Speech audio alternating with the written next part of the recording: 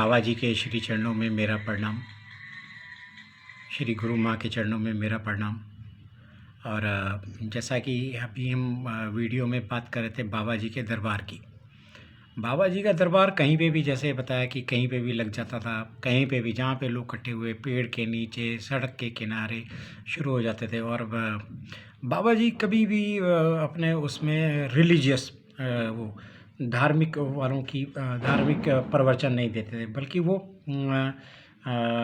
अध्यात्म की तरफ बातें ले जाते थे, उनको बताते थे। और बाबा जी की बातों का बड़ा गहरा मतलब होता था।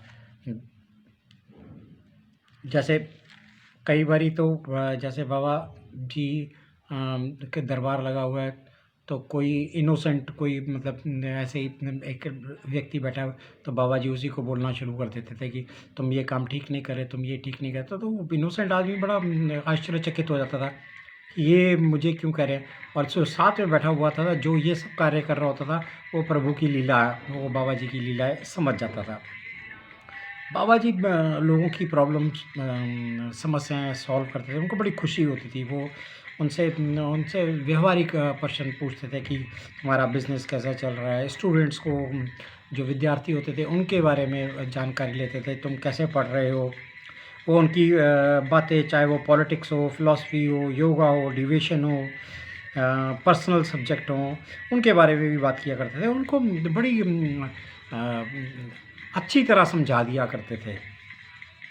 और बाबा जी, हाँ, जैसे कि मैंने पहले कहा, बाबा जी स्त्रियों के प्रति उनका बहुत आदर था।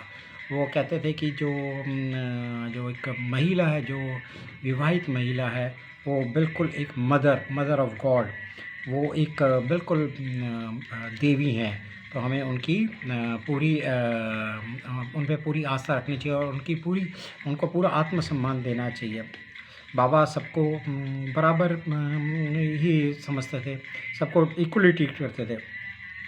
और वो वैसे नहीं थे कि औरतें नहीं आएंगी आश्रम में और ये नहीं आएगा। वो सबके साथ घुल मिल के रह करते थे। वो बोलते थे, देखो तुम्हारे इतने छोटे छोटे बच्चे हैं, और and I have so many of childrens. तो आई फील, तो मेरे को बड़ी खुशी होती है कि इतने सारे बच्चे हैं, और कई बारी वो कहते थे, तुम समझते नहीं हो, हमारी कही सुनो, हमें बावला मत बनाओ, हम सब जानते हैं। तो ऐसे वो करते थे। और बाबा बोलते थे कि तुम यहाँ पे इसलिए आए हो क्योंकि तुम लोग मुझे प्यार करते हो। अच्छा, और बाबा की लीला, अगर बाबा नहीं चाहते थे कि ये आदमी जो है कुछ बोले, तो वो बंदा चाह के भी भूल जाता था या बोल ही नहीं पाता था। और ऐसे ही जैसे किसी ने बाबा जी की फ़ोटो खींची, और बाबा जी नहीं चाहते थे कि वो फ़ोटो खींचे, तो जब वो अपनी फ़ोटो धुलवाता था, तो उसमें बाबा जी होते ही नहीं थे। तो ये बाबा जी की ये लीलाएं हैं। और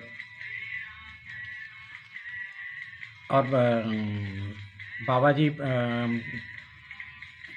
जब किसी को बोलते थे, अच्छा अब तुम जाओ, तो इसका मतलब जाओ, इसका मतलब रुको नहीं, तुम चले जाओ, तुम आओ, खाओ, प्रसाद पाओ और तुम जाओ। तो अब मैं आगे जो वर्णन करने वाला हूँ, वो लीलाओं के बारे में है, कमाल की लीलाओं के बारे में है। और ये उन लोगों के लिए है कि उन लोगों के लिए नहीं, सारे लोगों के लिए जो बाबा जी पे आस्था नहीं रखते। और वो कैसे मान गए। आप अपने भाव, अगर आप चाहते हैं कि आप मुझसे आपकी भी बातें की जाए, तो आप मुझे नीब करोली NEBKROOLI@gmail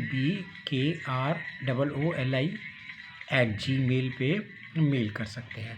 और ये जो वीडियोस हैं, ये उन तक ज़रूर पहुंचाएं जो कष्टों में हैं, ताकि वो बाबा के शरणों में आएँ और अपनी अपनी प्रॉब्लमों से मुक्त हो जाए, बिल्कुल मुक्त हो जाए।